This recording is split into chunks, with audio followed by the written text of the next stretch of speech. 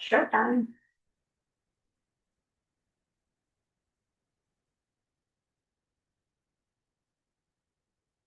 You can go ahead.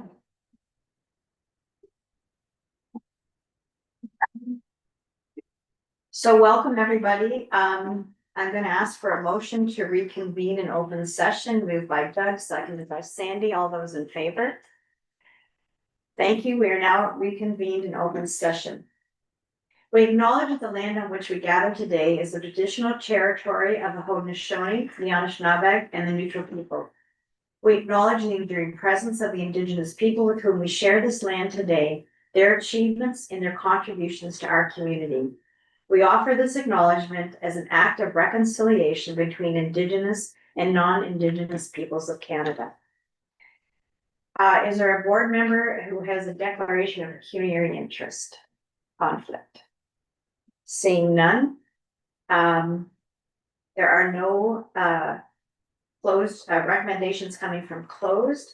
The consent agenda is 7.1 to 7.15. Does anybody wish to have any of those reports pulled and put on the regular agenda?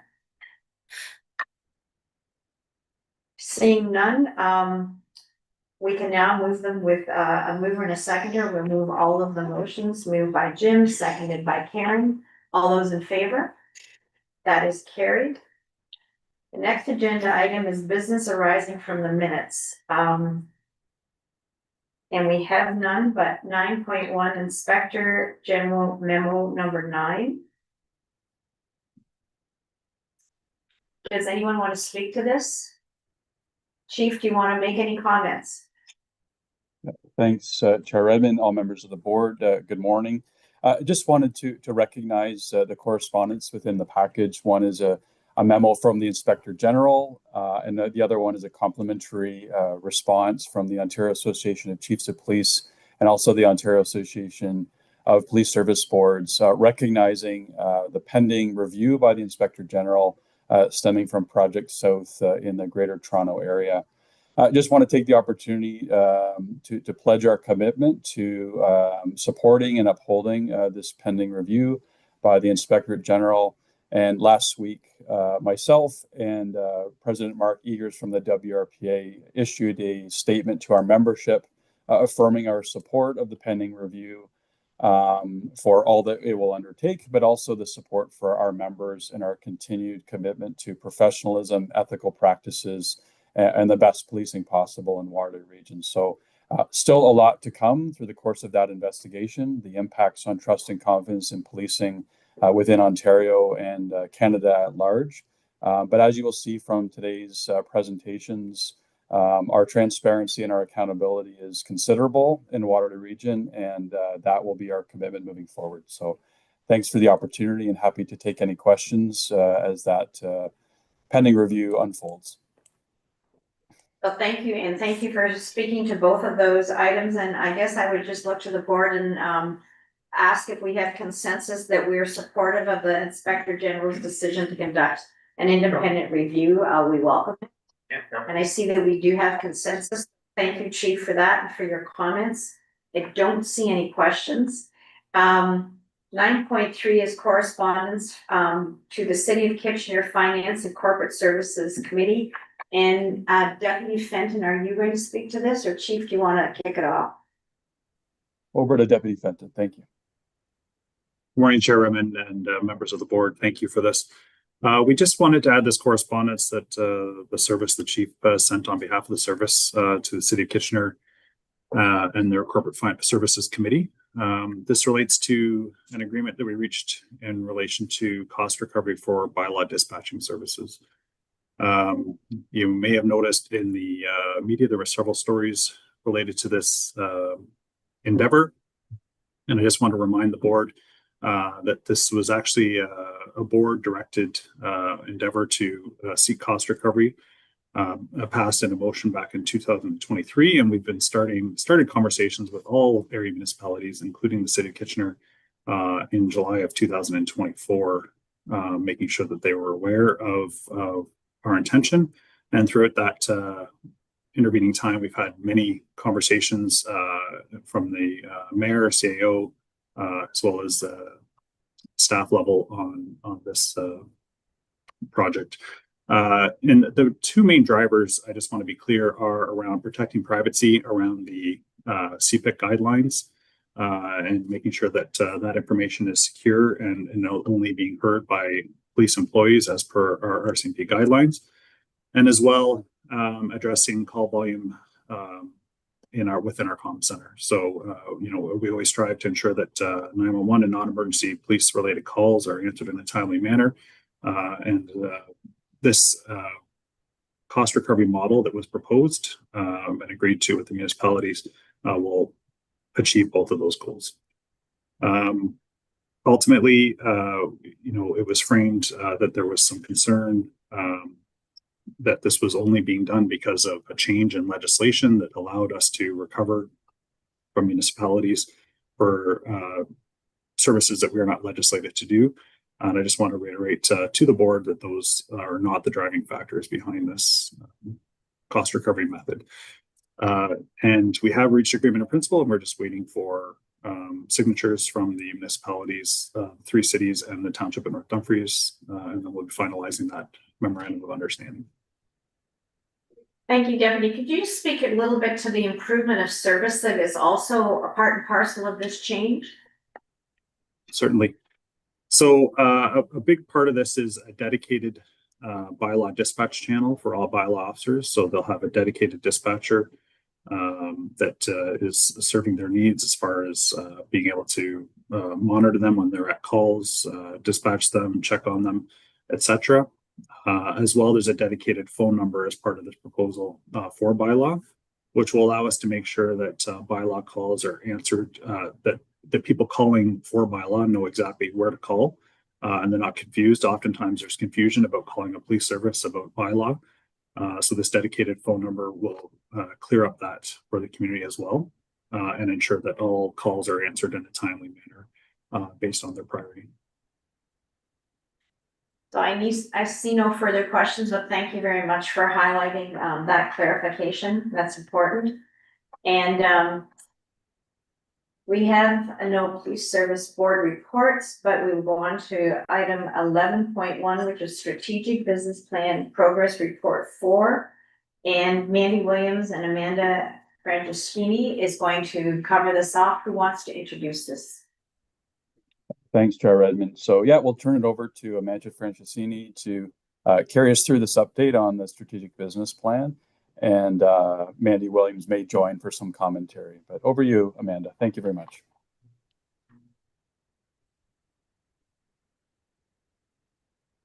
Okay, thank you for the opportunity to present. You should see a title slide about the strategic business plan. Yeah. Great.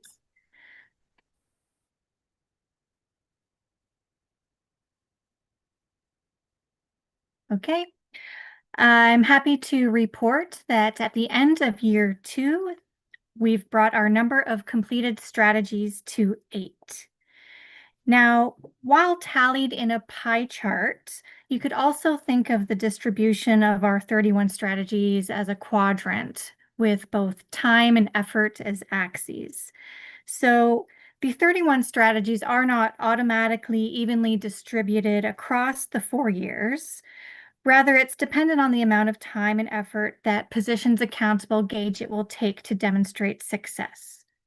And some initiatives that require little time and effort aren't likely to make it into a strategy document in the first place.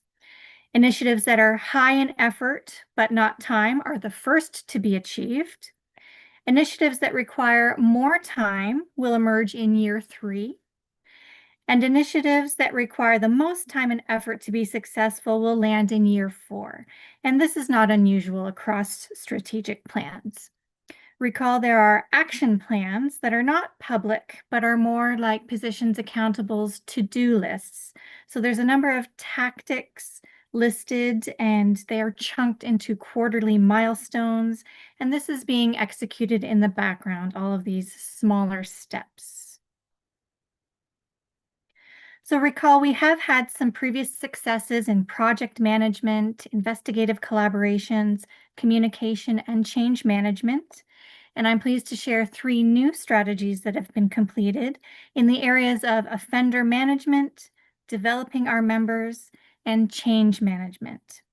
In fact, this second strategy updated in change management means we've had our first completed objective. And altogether, these completed strategies, all 8, are fairly evenly distributed across our 4 goals of our commitment to safety, our connections, our members, and our resources. If we map them across this quantity and quality chart, I'll highlight that positions accountable can include both descriptions and numbers when reporting on how much did we do, and you'll see that in the progress report attachments.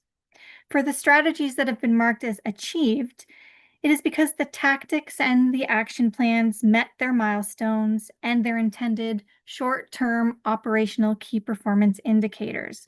So that's where we've moved into some quality and effort. As those achieved strategies are maintained and we collect longer-term organizational measures, we'll be better able to gauge the effects. And this brings us to plans for continued engagement. So many strategies are meant to be informed by repeat measures as to whether they're working as intended and making an impact in the direction we want. The community has also expressed an appetite to be consulted more often. So members and the public are encouraged to review the progress updates to date. And since we've taken action and some time has passed, it is appropriate to check in again. So we do have plans internally for some open participation in a repeat measures member survey, which will give us some updates in terms of our organizational vision, our communication, our wellness, and our organizational culture. And externally, we will encourage open participation in a community survey. We also have the opportunity to take advantage of a customer service app and to revisit with some of our community connectors.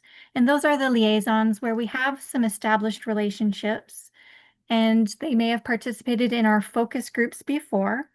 So we will have the opportunity to use best practices and either ask our community connectors to collect some information for us, or we can offer the opportunity to have some deep dive conversations about the strategic business plan. And I will turn it back to you, Chief and Chair. Thank you so much for the update. The progress is impressive because the list is long and it's really nice to see the accomplishment is steady and going forward. Any questions from colleagues? Tony, go ahead. Through you, Madam Chair. Thank you once again, Amanda, for the presentation and the accomplishments to the entire organization of what you've been able to achieve. The change management accomplishment, is that now across the entire organization on what that means and how to address change within the various departments or segments of the organization? Go ahead to either one of Amanda or Mandy. Thanks. Okay.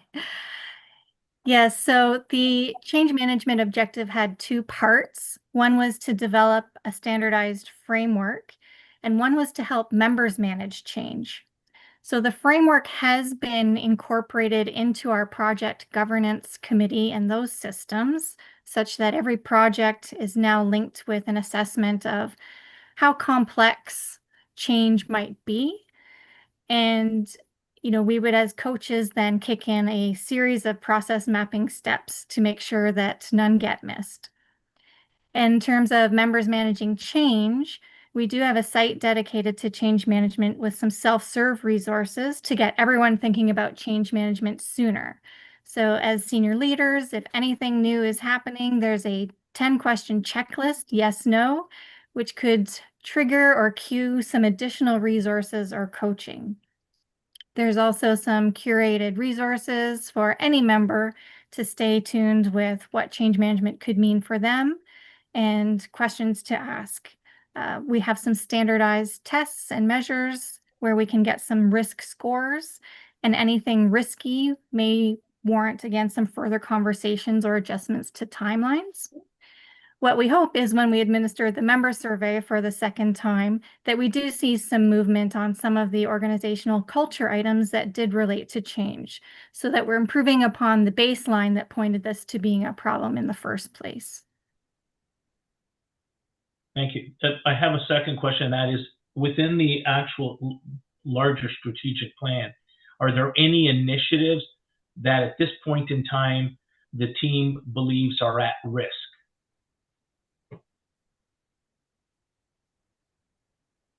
I don't know if anyone wants to speak up and bear the truths. There's none that I'm aware of. I think we're quite diligent about ensuring that the choices that the board and that we made were could be accomplished, and they were realistic and time bound and had specific actions, and as Amanda mentioned, tactics and outcomes that could be measurable. So we're on track. I will note that we're essentially at the halfway point to the 2024 to 27 plan.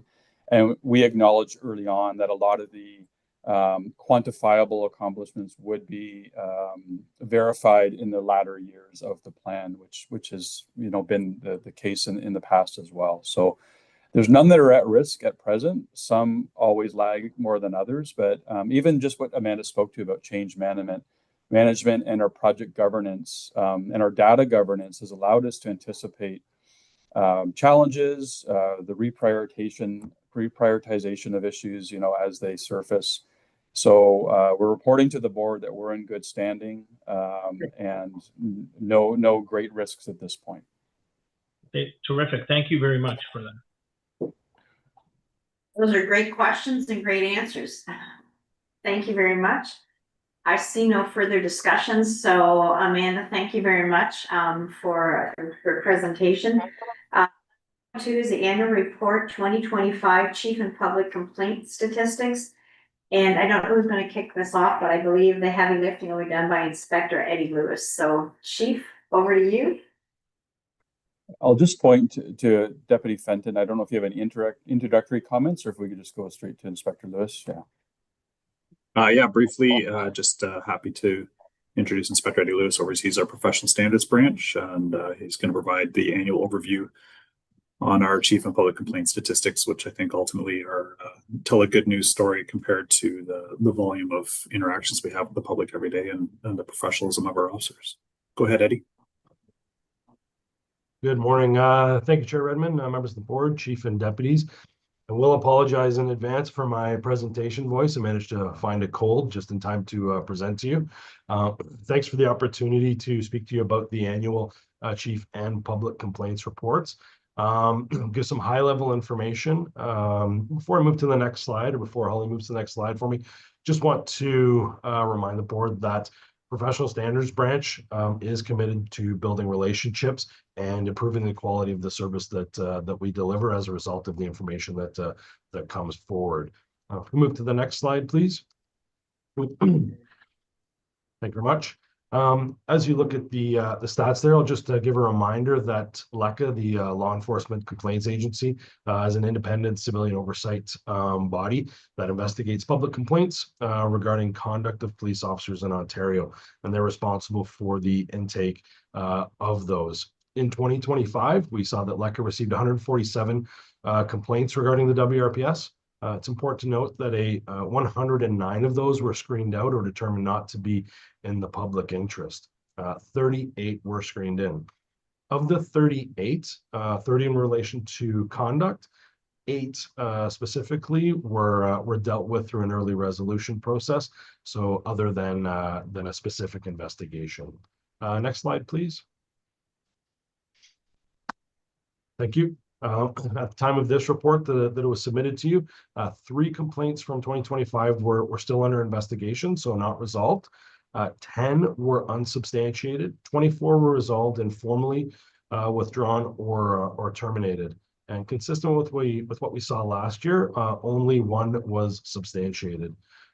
Since joining the professional standards branch, I've been encouraged by the high level participation from the members of our community, members of our service, and the individuals that work within the branch in order to find resolutions to the matters that are in front of us. Sometimes simply sharing a viewpoint, some information, or the point of view is all that's needed to be able to resolve a complaint. Next slide, please. The chart that you see depicts the most common public complaint types that we've received.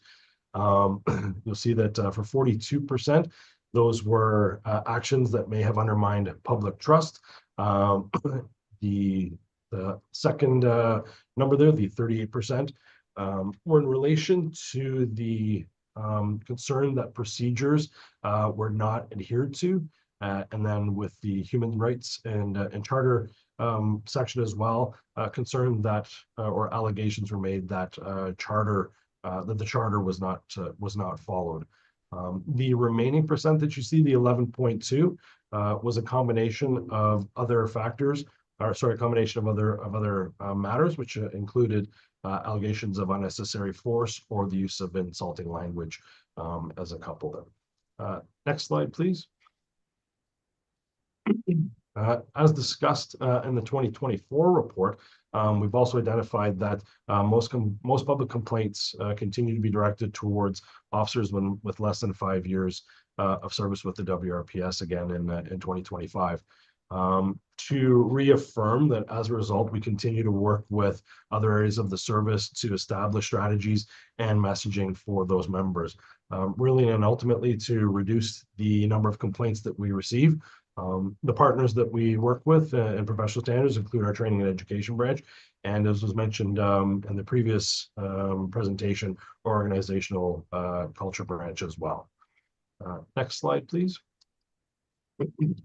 Specific to chief's conduct complaints, the most common type of complaint that was received was again in relation to interactions with the public and questions over or allegations of the duty to comply with procedures and adherence to those procedures. The remaining percentage was consistent with what we saw in public complaints, resulting in allegations and questions with regards to insulting language and use of force. Next slide, please. Thank you.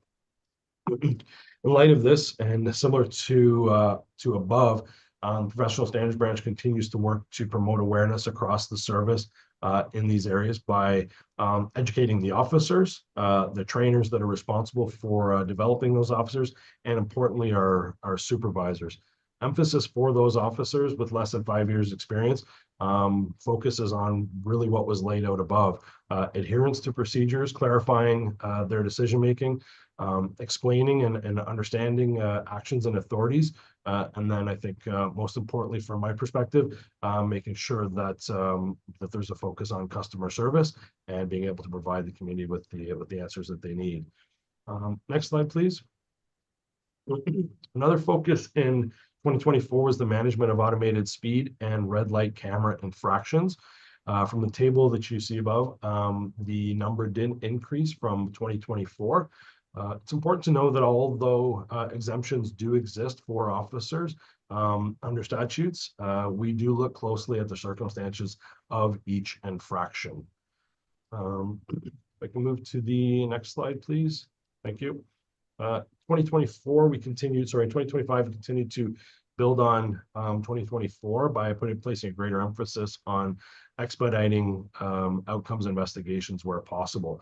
Certain criteria had to be met in order to expedite matters, including the involved officer consenting to the imposition and displaying accountability as a couple of points. The overall length of chief's conduct complaints, not including, I should mention actually, the automated speed and red lights, did decrease significantly. I think, sorry, I just lost my place here. The time that you'll see, or the time frame that we use, is from the time that the notice of investigation is served to the time that the discipline is imposed. Those are the factors that we use to calculate our times. We'll move to the next slide, please.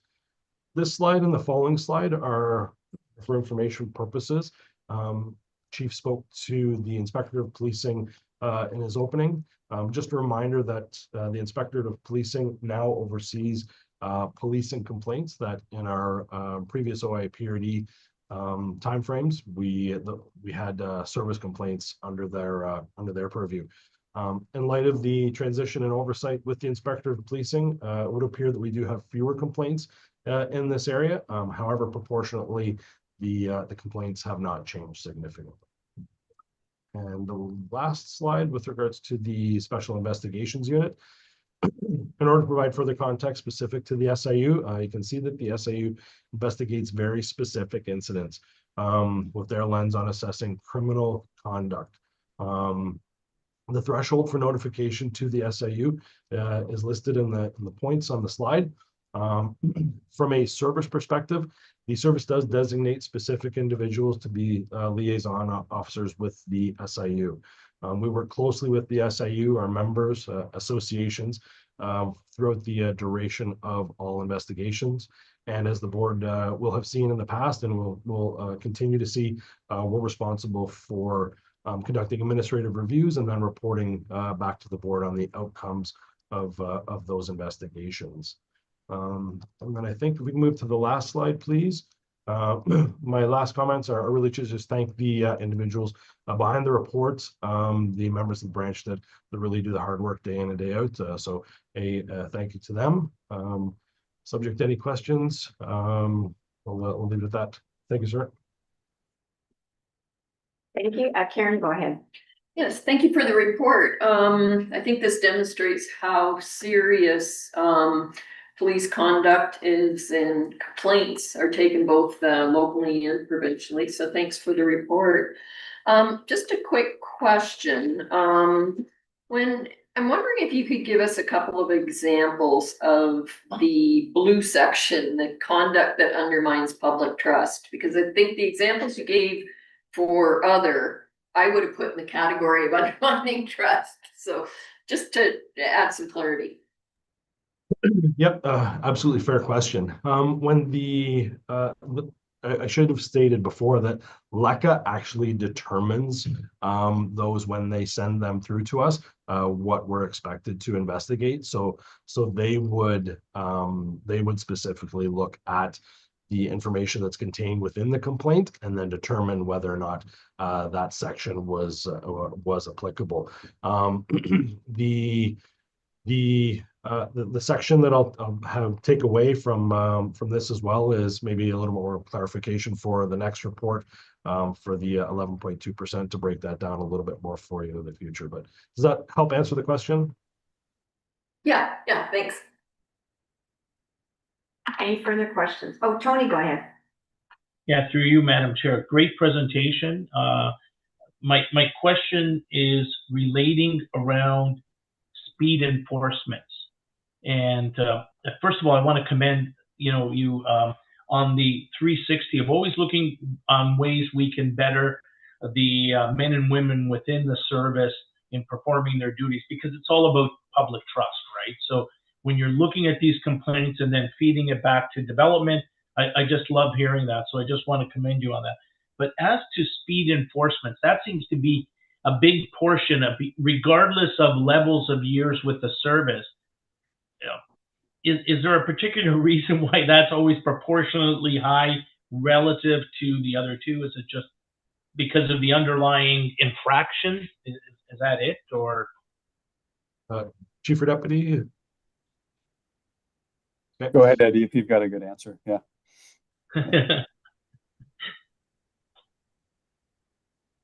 Yeah, for sure. Absolutely. Again, a fair question. The increase that we saw, I would say, was specifically to the increase in cameras, not just across our region, but throughout the province. Remembering that our officers are often assigned to, or can be often assigned to, details that lie outside of the region. So with the increase, ultimately, officers' responsibility to respond to priorities comes with that them really going through those areas and those sections that have or had cameras posted. I anticipate that with the removal of the speed enforcement cameras, we'll clearly see a reduction throughout the rest of the year. I think it is important to remember too that we do look at each one individually to ensure that it's justified. And to your point about public trust, ensuring that the reason behind the speed, regardless of what it was, is justified, and we have those answers. Okay, no, thank you. Thank you very much. I see no further questions, so thank you. I think Karen Quigley-Hobbs really encapsulated the importance of this kind of regular reporting. So thank you very much. The next agenda item 11.3 is 2025 Traffic Services Unit highlights and 2026 Road Safety Plan. And who's going to kick this one off? Just move it over to Deputy Davis for a brief introduction. Thanks. Great, thanks, Chief. Thanks, Chair Redmond. I'm happy to introduce you today to Staff Sergeant Scott Metcalf. Scott is the new Staff Sergeant overseeing our Traffic Services Unit. So this is his first time reporting on the 2025 year in review and also the 2026 Road Safety Plan. Thank you. Welcome, Scott.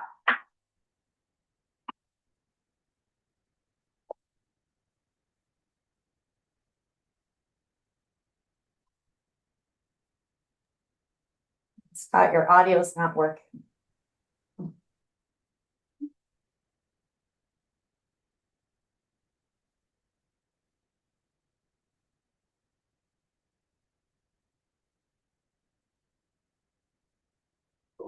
Is Scott frozen? He's not.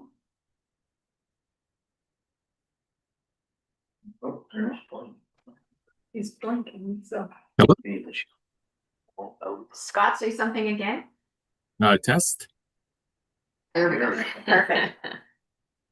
Oh, good morning. Sorry about the technical difficulties. Good morning, Chair Redmond, Police Services Board, Chief Crowell, and the deputies. Thank you for allowing me the opportunity to present on the results from our 2025 road safety, the highlights, and we'll walk through the 2026 road safety plan.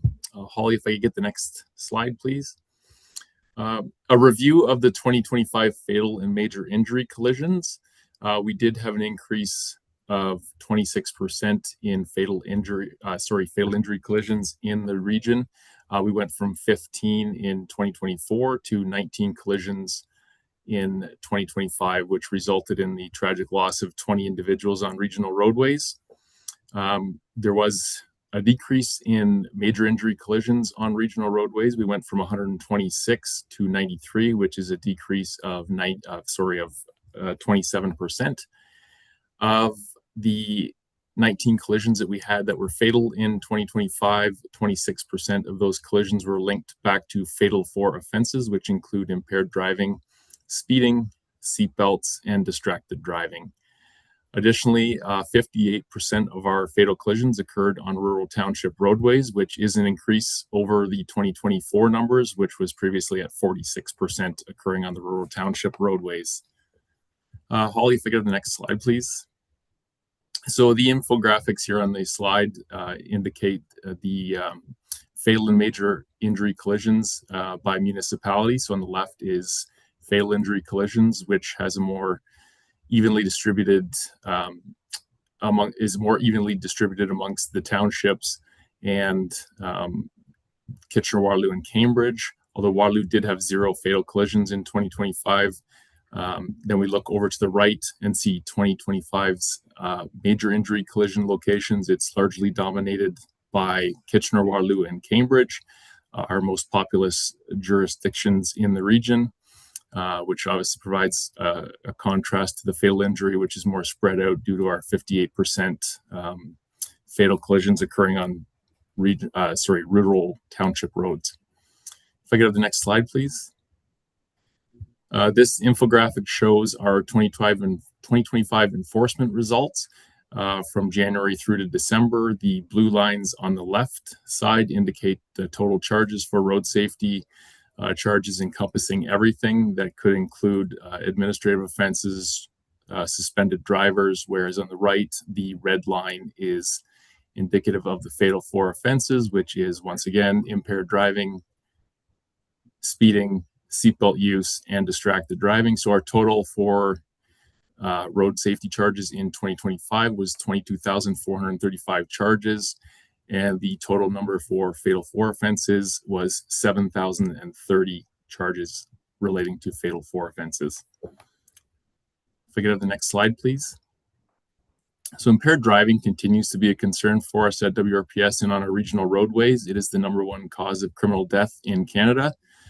We did see an 18% increase in impaired driving incidents in 2025 when compared to 2024. So we arrived at 967 offenses. So that encompasses both alcohol and drug impaired driving offenses. They're both under the same section of the Criminal Code of Canada. Underneath that, we have some statistics that highlight our drug impaired driving offenses. So we had 92 drug recognition evaluations. So what that indicates is that our officers are trained as drug recognition experts. They take extensive training on identifying drug impaired drivers. So we did 92 evaluations about drug impaired drivers. And out of those 92 evaluations, 73 of those drivers were deemed to be impaired by 1 or more drugs. And that results in criminal code charges and administrative driver's license suspensions to take those drivers off the road and improve road safety within the region. If I have the next slide, please.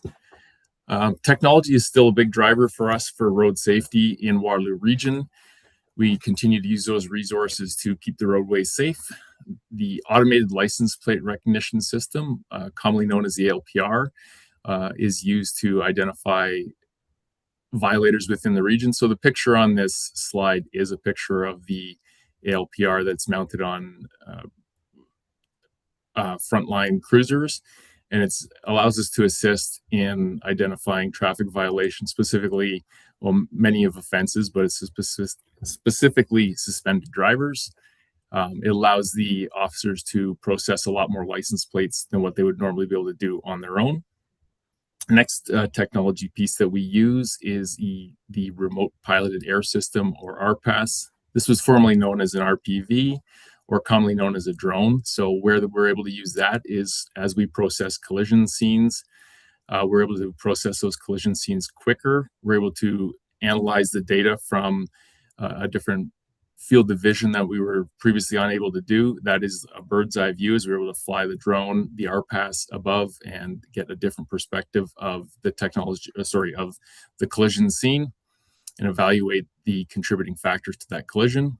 And then finally, the final way we're using technology in road safety in the region is to use evidence-based decision making. So this comes from analyzing collision data, complaint data from members of the public. And also we have technology resources that we can deploy into the community that allow us to analyze for a 2 or 3 day span the road speeds at a particular location. And we can use that data to decide whether deploying traffic officers or community policing officers to those locations is a valuable use of officer time. So that's how technology is impacting us every day as we move forward with road safety in the region. If we go to the next slide, please.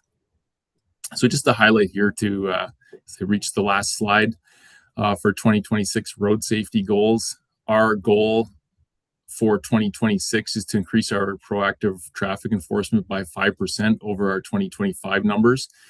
We're looking to focus on the fatal 4 offenses of distracted driving, impaired driving, speeding, and seatbelts. And additionally, we'll be focusing on intersection-related offenses, as 47% of major injury collisions and 10% of fatal collisions are related to intersection-related violations and intersection-related concerns. So that's our #1 goal.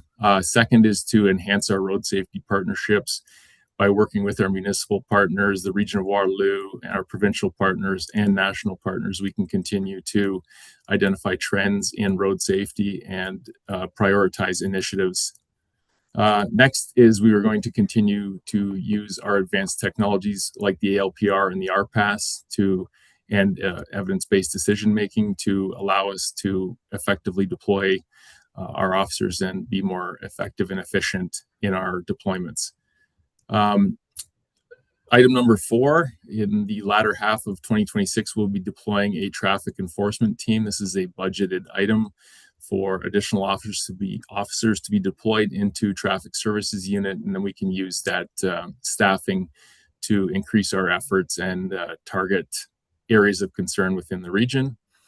And then our last item is we're looking to upgrade and enhance our impaired driving equipment and training. So what this is, we have budgeted for 44 approved screening devices to be replaced. So what the approved screening device is used for, it's for alcohol impaired driving investigations. And it allows us to ensure that we have reliable equipment as our current equipment is reaching the end of its life. And then as far as training goes, we're looking at sending officers for additional training in drug recognition experts so we can continue with succession planning efforts, and also that we can continue to do maintenance on some of our equipment in-house. Next slide, please. So unless there's any questions from the board, that is the end of my presentation. Thank you. Thank you very much. We do have some questions. Sandy, go ahead. Thank you. Thanks for the report and the presentation. Noting that 58% of fatal accidents occur on rural roads, I guess I have a couple of questions coming from townships, and one would be, what is the expectation in terms of resident reporting of traffic violations or dangerous driving? So I know I get all kinds of complaints to me on people driving too quick, especially through our settlements. So just for the the general population, what's the expectation in terms of having residents report those kinds of things? Well, we always welcome those online complaints. So if you go to the wrps.on.ca website, there is a portal for making those complaints online, which direct them exactly where we need them to be to come to our officers to deal with these concerns out in the townships, which is obviously well borne by the statistics there. We can get that out there, and then it's a kind of combination between our traffic services unit officers and also our community policing officers to get out there, and we can make some enforcement initiatives out there. I'm not sure if that entirely answers your question. That's a good answer, to give people where to send their complaints. I guess the other piece of that is, if they see someone, and I'm thinking of a specific example at the moment in St. Jacobs, where I had maybe 3 people report to me that there was someone driving very quickly through town. By the time you get the report and do something about it, it's long gone. So would you take those and then perhaps set up some kind of an observation, or how would you handle something like that? Yeah, thanks. It's almost like you're prompting me purposely with that question. It's also, if it becomes something with an impaired driver, which potentially could be that situation you're describing, then that's a type of situation where you would direct those people to call us at 911, because a lot of times we do still catch up to those people at their residences or other places within the community where they may stop or be identified as they continue to travel. So yeah, absolutely. We look forward to hearing those complaints. They're very, very helpful for us. Thank you. Doug? Well, no, I appreciate the report. It's well done. My concern, and it's has echoed through a number of meetings we've had, is on impaired driving. And I find it astounding in this time and age that we have, quote, this 18% increase.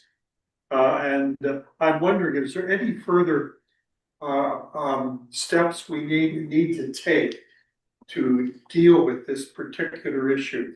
Is it a matter of more resources? What is it? Because this is really disturbing from my perspective.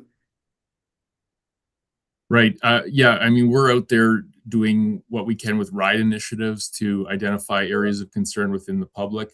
And we're also working to, with our previous information that we have, our evidence-based gathering, gathering of information where we can decide where to allocate those resources. I think there's also been some movement pushed forward through public health perspectives and all that, where it's a kind of a larger societal message, and we can also target that type of behavior through social media messaging and trying to reach with the community. I think it does seem to be a little up and down as far as year over year how our impaired driving results go, but it's definitely still a concern for community safety, and we're out there trying to target that every day. Okay, so if you had more resources, obviously, we would see a decrease in impaired drivers. Yeah. It's a You know what, maybe Scott, I'll let you off the hook. Sure. Your person. I think, Councillor Craig, yes, that the answer is yes, because aside from the public advising us of an active concern they see on the roadway, our interactions for helping to stop and prevent impaired driving are proactive ones, where we are providing, our visibility and education for the known events like Oktoberfest or the holiday season and the Red Ribbon campaign, where we have an active presence for those, but also some of the initiatives from our traffic services and community policing officers, where they can do some of those proactive measures. So there is a resource consideration. And throughout 2026, as we add the dedicated traffic enforcement team, we'll continue to evaluate the trends and the impact of our resources with the loss of automated speed enforcement, and then also tying this to the trends for impaired driving as well to bring to the board for consideration. So it's a balance. And I say this, whenever we launch, the seasonal campaigns, it's never been easier for people to find other choices and means to not drive impaired with ride sharing, with public transportation, and so on. So it's concerning to us, and we'll make best efforts to mitigate and educate and to enforce. Well, thank you very much, Chief. Tony, go ahead. Through you, Madam Chair. Once again, a great report, a great presentation. My question revolves around the 5-year trend lines that are within the report. So I see 2021 to 2025, and I know we have this infamous COVID period, and some people refer it pre-COVID. But anyone would have a sense of what does the trend line look like for fatality comparisons as well as major injury collisions if we were to look on a more broad, let's say 10-year basis, and somehow if we could take out COVID out of that? Does it look more despairing, the increases here, if we did on a 10-year timeline? I don't know if anybody would have a sense of that. Who would like to take that one? I don't mind starting with this one, if that's okay. What I can tell you, part of this will be anecdotal, but we can gather that information for you to actually show you, Tony. But what I can say is that we've actually noticed a decrease in some of the number of charges that we've laid. We previously, pre-COVID, did have an enforcement team in place, and that enforcement team was actually removed and those resources reallocated. So we've actually seen a decrease in charges across the Fatal Four and overall that we hope to actually see once we get an enforcement team back in place, that our efforts will increase again at that point. And my question wasn't coordinated with anybody else's relating to resources, but and I know, and so that's a great piece of information about the resourcing that you had in place. So you cannot always look at just the numbers. You have to look at the infrastructure that we had in place or the tactics we had in place to try to alleviate that. So thank you very much. I appreciate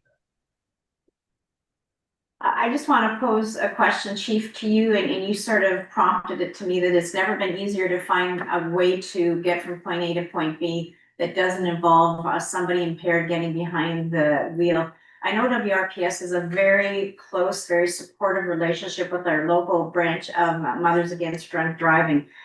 Do they have the statistics that show the impact of the kind of public education and the public service announcements they make on television and the radio?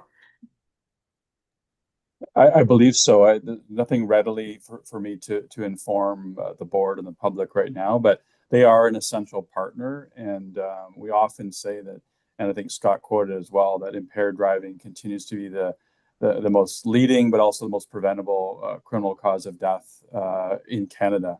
And so their work and their advocacy is important to us. So to your specific question, we along with the trend line that was requested previously. We might bring these back to the board to show how important the education, the advocacy, and the outreach is.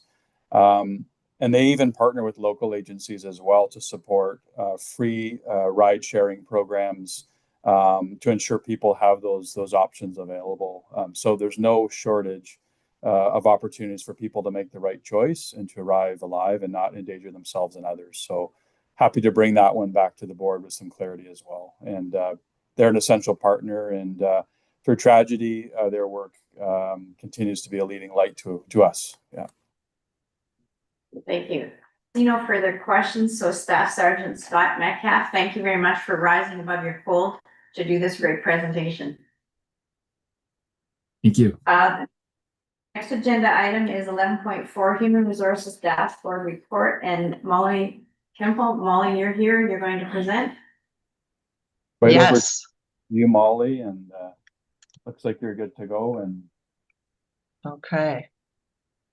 you're displaying well for us. Okay, great.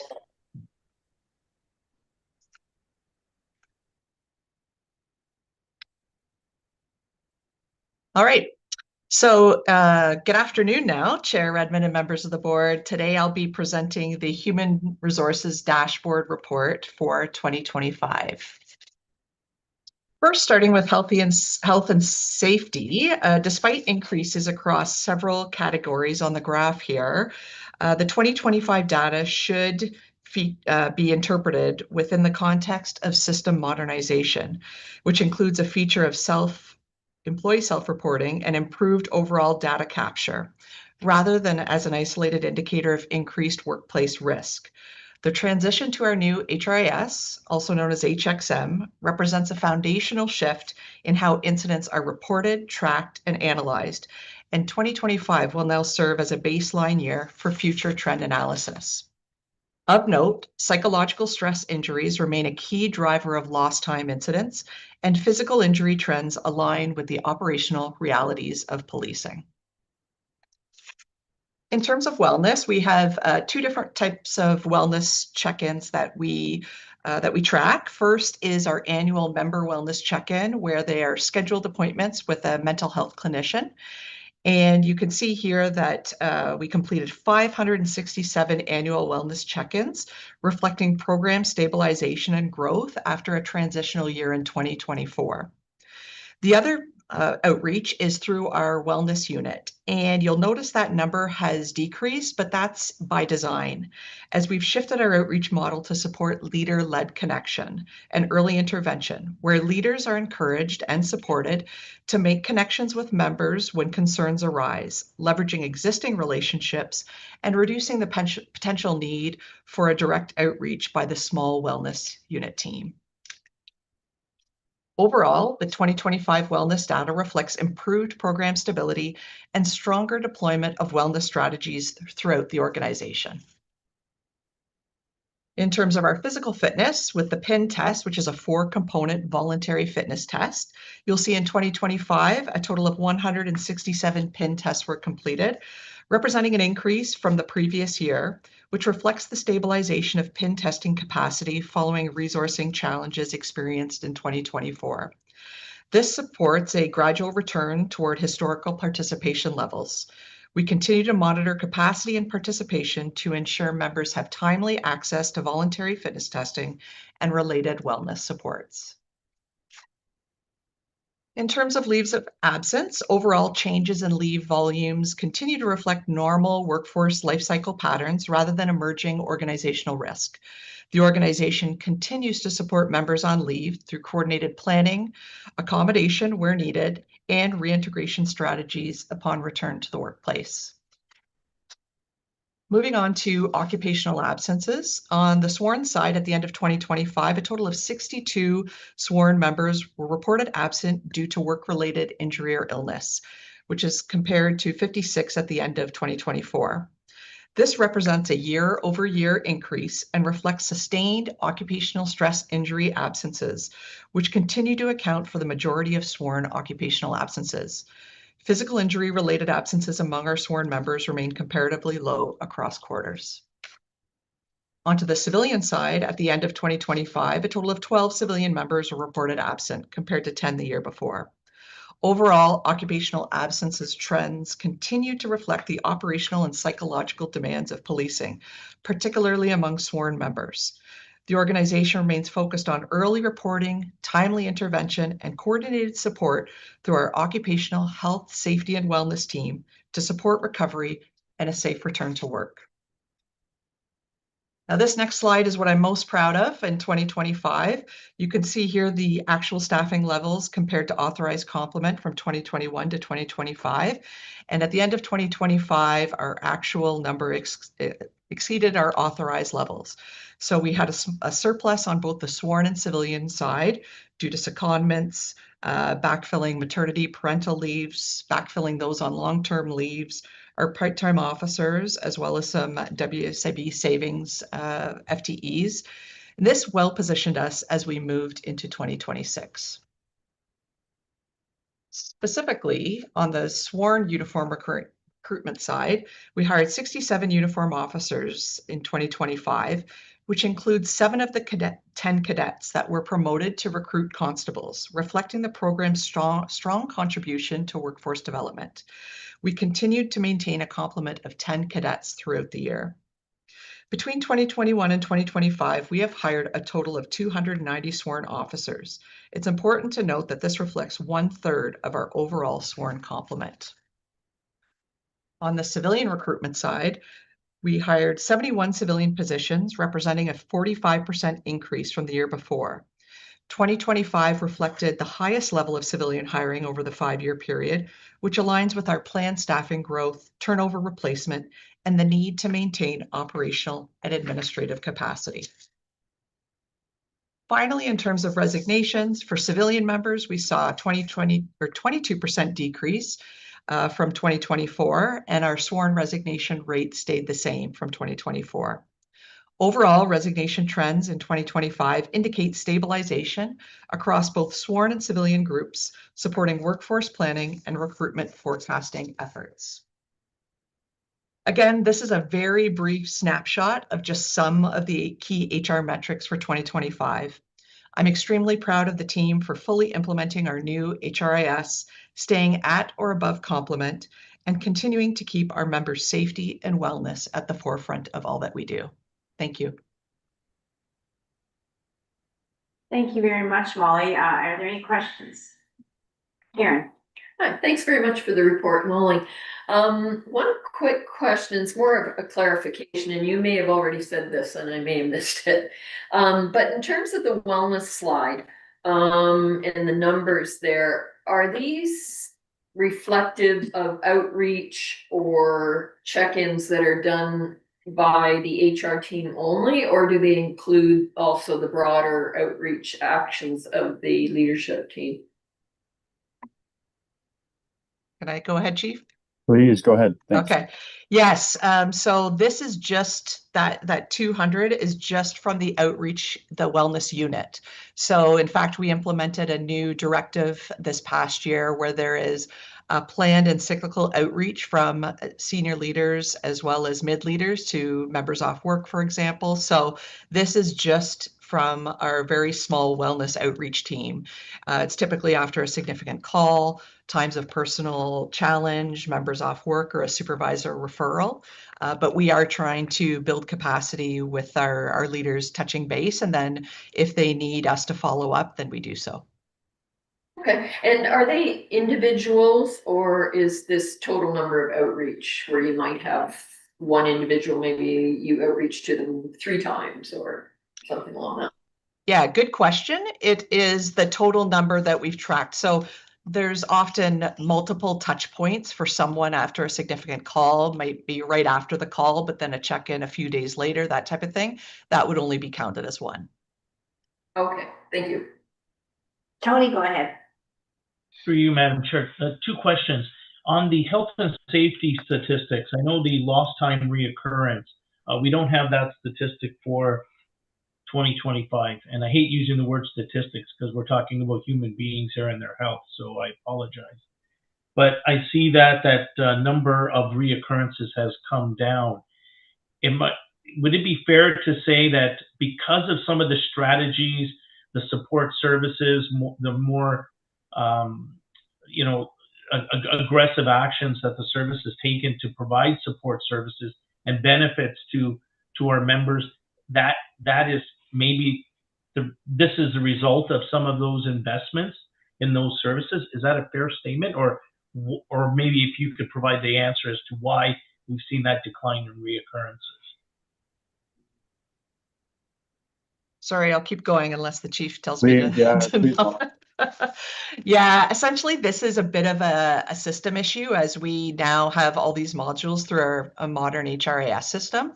So we will have to track that one a little more closely as the years go on. But I would love to make that same inference as you, but I'm not confident in saying that yet, just because, again, this is a piece that we're still trying to work out the glitches in terms of the modern system. Yeah, and the last question is around the psychological well-being factor, right? It's really hard to metric, but those are not things that can be easily assessed on an annual basis, because you can go through a stressful situation, get support services, and that support service has to be there for 1 year, 6 months, many years possibly, right? I don't know how that all gets captured in here, or how you assess that, and ensuring that we have we're providing the right benefits and the right tools for those type of stresses that keep members of the service away from their roles. There is a question in that, so. Yeah, not sure if this answers it, but we do really encourage members to, and that's why we provide the annual check-in program too. We encourage members to not wait until there's a specific incident or situation where they require the support of a mental health clinician. We're encouraging them to do that early on in their career so that they have that relationship established and can see them on a regular basis as part of the strategy to keep people at work. Does that kind of answer what you're asking? We do. So it's there, but it somehow feeds itself to these statistics that you see. But it's one of those little pieces of knowledge and nuggets that we need to keep aware of, that it is important to the whole infrastructure and benefits we provide. So that's all I was really getting at. Thank you. So Molly, I don't see any questions. You've answered all the hard ones. Chief, do you want to answer any easy ones, or has Molly given us some? Molly's done well, but I just want to recognize, I mean, everything is a work in progress, but I want to recognize the strides that we've made across the board and the metrics that we have. Where Molly is well positioned in her expertise is she's now co-leading the Ontario Association of Chiefs Human Resource Committee, which is really, we've put out, that committee has put out a best practice document. So we have across industry the leading programs and modeling at our disposal, and are often assisting other agencies as well. So there's no solution that we're not open to implementing here at WRPS, but I want to credit Molly and the team that she leads and that we all support to enhance the health and the wellness of our members, which serves the community at its best. So just credit, and we look forward to further engagement moving forward. Thank you very much, Chief, and Molly, thank you very much. I think over the long term, those trend lines are just so informative. So thank you. Thank you. Next agenda item 11.5, 11.6, annual reports, regulated interactions 2025. There's intelligent notes 2025, and I believe the presentation is combined. That's correct. We'll turn it over to Mandy Williams, and she'll also be assisting with the one after that as well. So over to you, Mandy, for, as usual, your expeditious treatment of this to keep us on track, and then we'll be in good place. Thanks.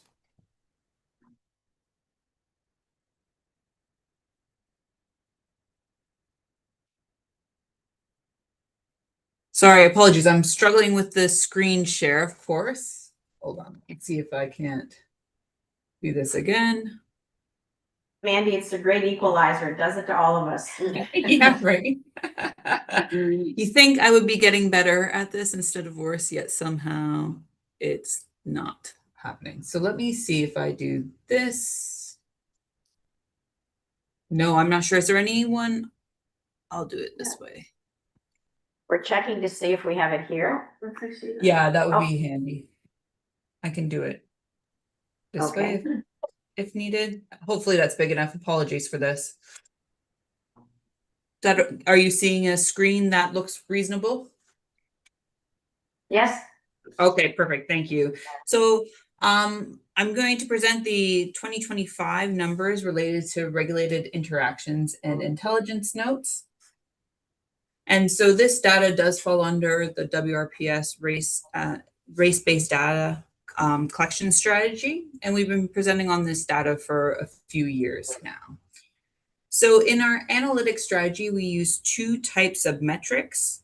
We use racial disproportion, which compares the proportion of groups in WRPS data to the proportional representation of the local population based on Statistics Canada's numbers. And the second is enforcement action benchmarking techniques, which compares the proportion of racialized groups to the proportion of white in critical compare points across an interaction. And why these two different analytic techniques are important is where racial disproportion tells us that overrepresentation exists. It's the enforcement action benchmarking that enables insights into the drivers of this representation, and it supports the review of institutional and cultural practices where and when needed. Moving on to intelligence gathering at WRPS, we have two different tools. Regulated interactions involve the direct asking of identifying information from individuals, and intelligence notes is information where identifying information is documented through passive observation, where it is already known to an officer or is collected through a first lawful interaction. In terms of counts, in regulated interactions, we had 8 of these in 2025, and we had 933 intelligence notes. Of the 8 regulated interactions, we had 12 person subjects involved, and I won't break down those numbers because small numbers return different proportions, but it's all outlined in the board report. In terms of intelligence notes, a single intelligence notes occurrence can generate multiple notes that focus either on unoccupied vehicles, locations, or person subjects. Of the intelligence notes, we had 345 person subjects. Here you can see their perceived race. The blue bars represent the WRPS proportion as compared to the gray bar, which is the population proportion based on census data. And we see an overrepresentation of Black and Middle Eastern individuals within WRPS intelligence notes, but this decreased in magnitude in 2025 as compared to the previous years. When I look at enforcement action benchmarking, here we have the proportion of racialized individuals against white individuals, and I'm able to break down within an interaction into different components. And here you see the rationale for which the intelligence note was created. Again, the full report provides all the breakdowns you could want to see. We had fewer incidences of overrepresentation in our data, but we still see overrepresentation for Black, Middle Eastern, and South Asian perceived race groups.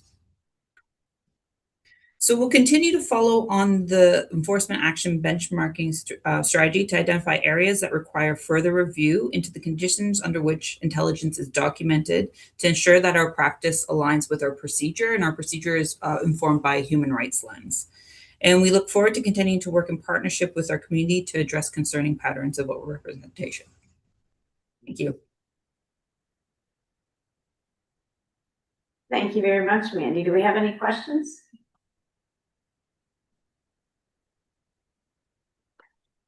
I'm seeing none, but thank you very much for this regular check-in and update. I think it's really important that we continue to keep this a focus as we go forward. Chief, do you have any comments before we say goodbye to Mandy? She's going to stay on the screen because she's in for the next one as well. But no, just the work is ongoing. We continue to co-lead the Ontario Association of Chiefs of Police race and identity-based data collection strategy, and that work continues to be supported by the academic expertise. So there are long trends here, and we're very focused, as you mentioned, on the results and what they mean for the work that we do. So that commitment is everlasting.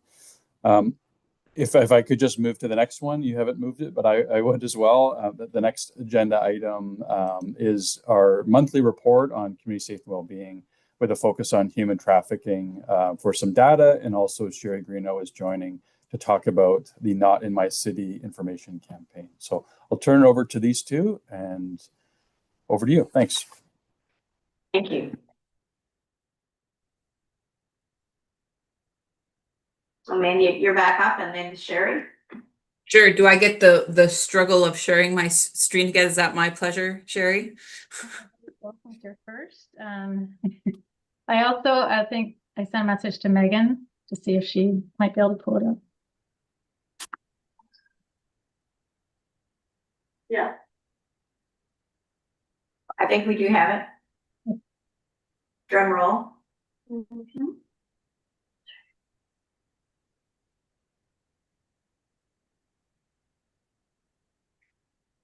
Is there a way to? There we go. Great. Thank you. So good afternoon again. I have the pleasure of leading this one off. So this presentation is going to focus on the issue of human trafficking in Waterloo region and promote the Not in My City campaign. So the next slide, please. And through the Region of Waterloo Community Safety Wellbeing Plan 4-year refresh, human trafficking was identified as an area needing increased attention, coordination, and awareness. And this presentation is quite timely because I would like to note that it's Human Trafficking Awareness Day, February 22nd. Next slide, please. Education around human trafficking is important for creating conversations and equipping individuals with information they can use to identify signs and identify risk factors, which lead to trafficking and exploitation. Some key facts that are provided in the Not in My City campaign include information related to the act of human trafficking, recruitment, transportation, and harboring or receipt of persons, the means, whether it be use of force, coercion, or abduction, abuse of power, etc., and the purpose, including sexual exploitation, forced labor, or prostitution of others. Next slide, please. From a national standpoint, the statistics are very troubling.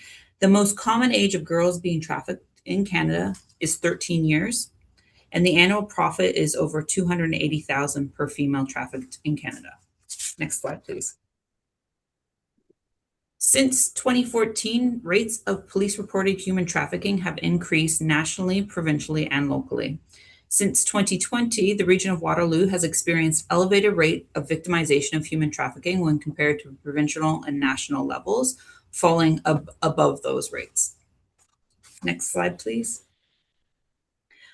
Over the past 3 years, we see an increasing gap between the charges laid and the calls for service indicating issues related to human trafficking.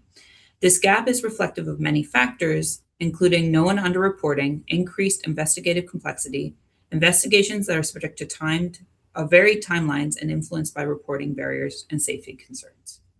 Next slide, please. Survivor support is a critical component when responding to reports of human trafficking. The WRPS human trafficking team is able to provide dedicated victim support and stabilization through an embedded human trafficking casework that's staffed by Victim Services of Waterloo Region. The position provides access to Victim Quick Response Program, which is rapid funding for victims of crime. And the position is made possible by a donation from the Badge of Hope Foundation and will be providing support for the next 3 years. Next slide, thank you. As Mandy mentioned, education is a key component to building awareness when it comes to human trafficking, and we are very proud to be part of Not in My City campaign. This campaign was founded by country singer Paul Brandt to raise awareness and take action to prevent, disrupt, and end human trafficking across Canada. A key part of the campaign is an e-learning course that teaches key human trafficking information, including recognizing the signs of exploitation, how to help, and who to call when help is needed. In late 2025, WRPS committed to having all of our members complete this training, and to date, approximately 800 members have done so. As you'll see in the following slides, there will be a reference to a yellow rose, which is used by the organization to symbolize that we stand in solidarity with trafficking survivors. Next slide, please. As mentioned, Not in My City is founded by Paul Grant. He would be the one in the cowboy hat there to the left of the screen.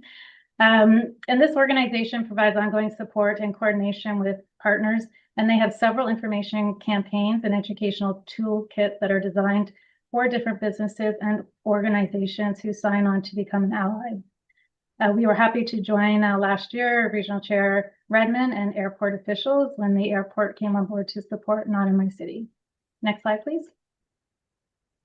The overall vision for Not in My City is to educate entire communities on the signs of human trafficking, and through the Community Safety and Wellbeing Plan platform, we saw an opportunity to activate existing networks and industry partners to create a movement across the region, joining many other partners and communities from across Canada. We recognize here at WRPS that we're just one organization, and to truly take a stand and say Not in My City, that we need more organizations to join us to train on how to recognize human trafficking and help put an end to it. So we have had many discussions with several other organizations. Some you can see here on this slide who are joining us in support, and we continue to have conversations with several other organizations. Next slide, please. Very soon, we're excited to join with Grand River Transit to have Not in My City ads posted at transit locations across the region in the next few weeks and months ahead. High traffic areas have been identified for sign placement, such as malls and post-secondary institutions, in order to provide maximum visibility. Additionally, to ensure our actions are based on evidence, high-frequency occurrence locations have been identified using 3 years of occurrence data and will also be used to inform the placement of the signage. Grand River Transit buses will be outfitted with interior cards as well, and a smaller number of buses will have exterior Not in My City branding. Next slide, please. This is just an example of the messaging and the co-branding that we will be rolling out across the region and with the Grand River Transit support. We are very appreciative of the support provided by Grand River Transit, as well as the Community Safety Wellbeing Plan and all of our partner agencies in participating in the Not in My City campaign training and information campaigns, as we help to create the needed awareness and knowledge aimed at preventing, disrupting, and ultimately ending this form of gender-based violence. Thank you. And Mandy and I will take any questions. And we have questions. Jim, go ahead. It's not a question, but just more of just a statement. I was at a conference last year, and I had the honor of listening to Mr. Brandt and his story of how he came up with this, and I'm really happy that our service has partnered with him.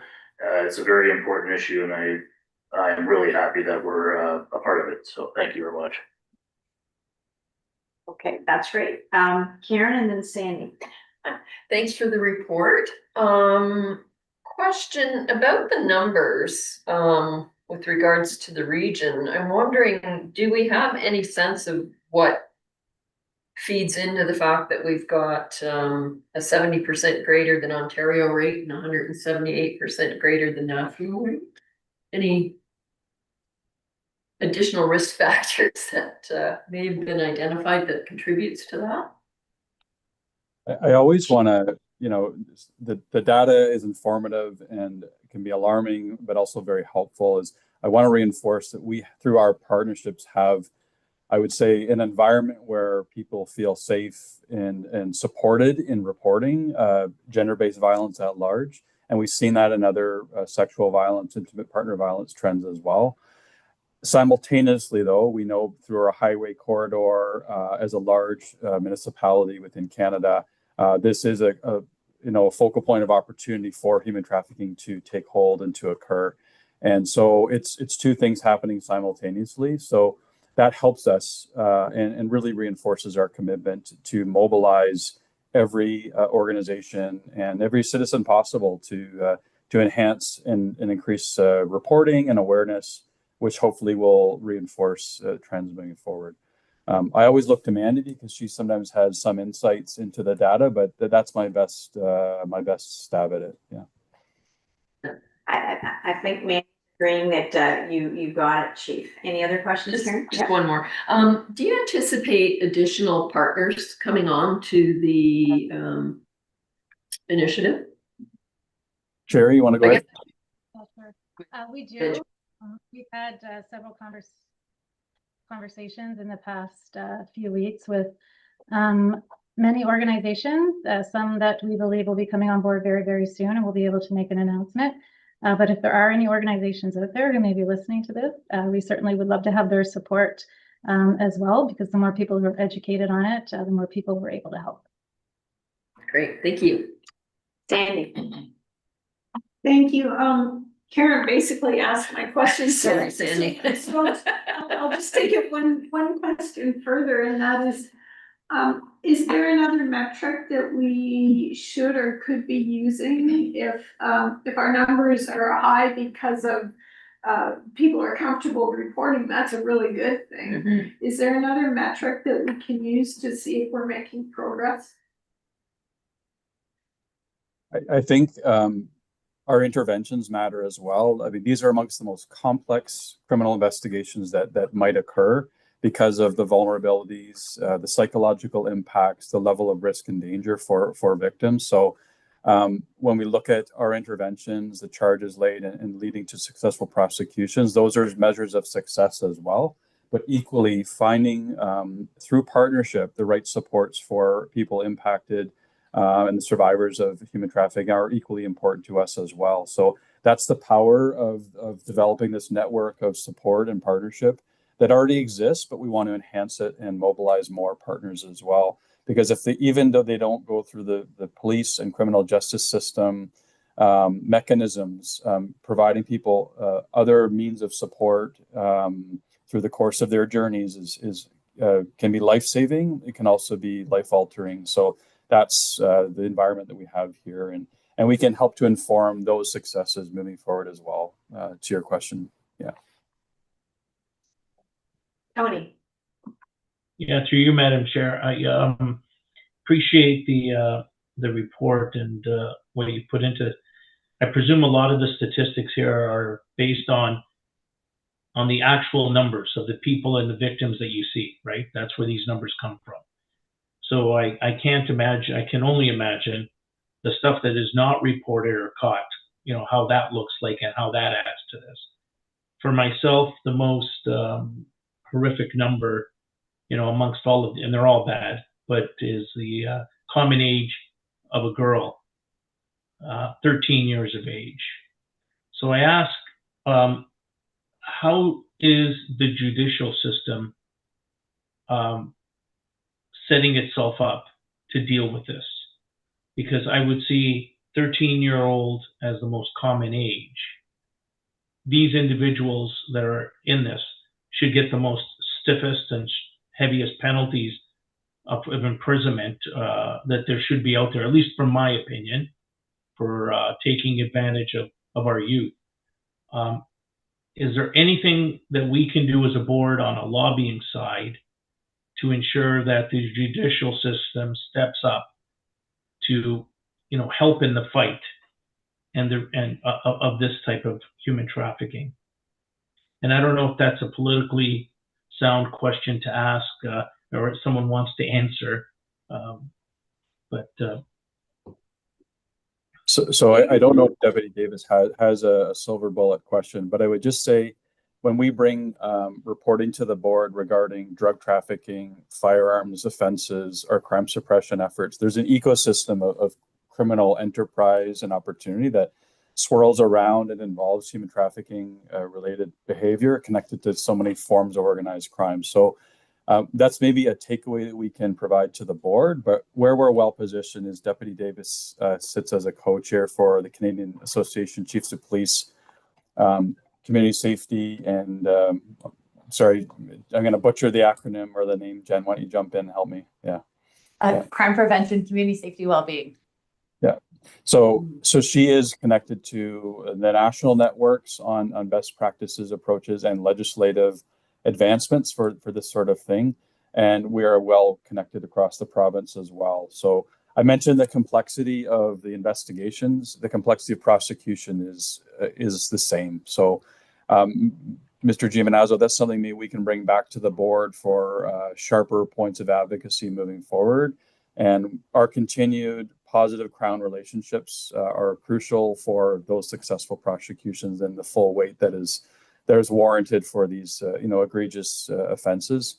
One other element that I'll lay onto this is the cybersphere connections of luring and exploitation that are then connected to the real world realities of human trafficking as well. That's where some of the grooming and the avenues for human trafficking start. And to your point about young people being especially vulnerable through those means. So it's a cluster of concerning activity, and we're happy to bring those recommendations to the board for future advocacy. Yeah. Well, thank you for that answer, Chief. Appreciate that. It's in the name. Human trafficking is the trafficking, and it's one of the reasons why I think it was so significant that Waterloo Regional International Airport was, I think, one of the first airports to become a member of Not in My City, because one of the patterns is to move these victims down the 401 corridor or from place to place. So I really like the question I think Karen asked about where are there more partners and how would we get more people involved. But the reality is, when the chief talks about the relationships we have with other police services, it's really important to recognize that it's that continuity of information and that approach that we can all take together that's going to help make sure that those trend lines change and that we prevent more young people from becoming victims. Well, thank you for that update. Next agenda item 12.0 is monthly chief of police report. So Chief Kroll, over to you. Thanks, Chair Redmond and members of the board. So I'm happy to provide the monthly chief of police report and want to just kick off by some concerning incidents that occurred over the past month. We had the first homicide of 2026 occur in Kitchener in a residential neighborhood. We responded to the report of a stabbing in a Kitchener residence and located a male deceased within. Within a couple hours, we had arrested and charged a 26-year-old male for second-degree murder. So that investigation remains ongoing. We also had one of the first shootings to occur in Kitchener on January 28th, where a 30-year-old male was shot in the downtown Kitchener area.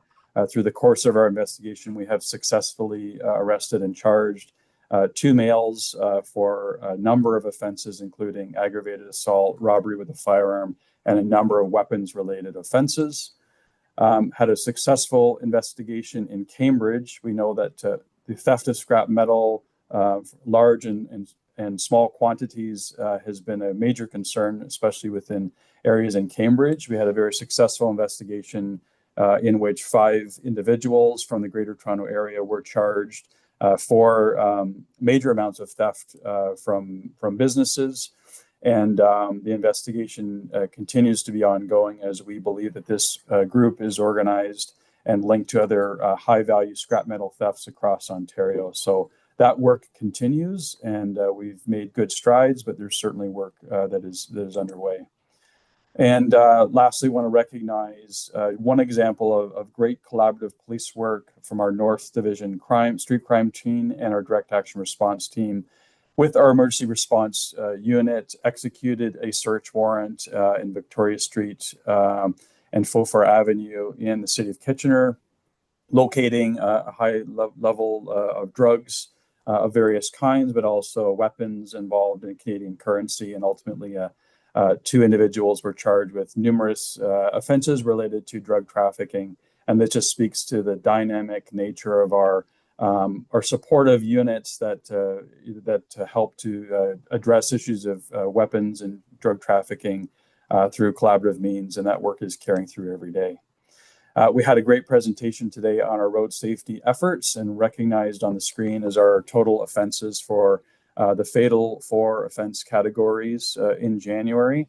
And as an anecdote to our previous conversation about impaired driving, to give you just one example, on January 28th, our traffic services unit were conducting traffic enforcement on Fairway Road South in Kitchener, and we did encounter a vehicle that was involved in impaired driving.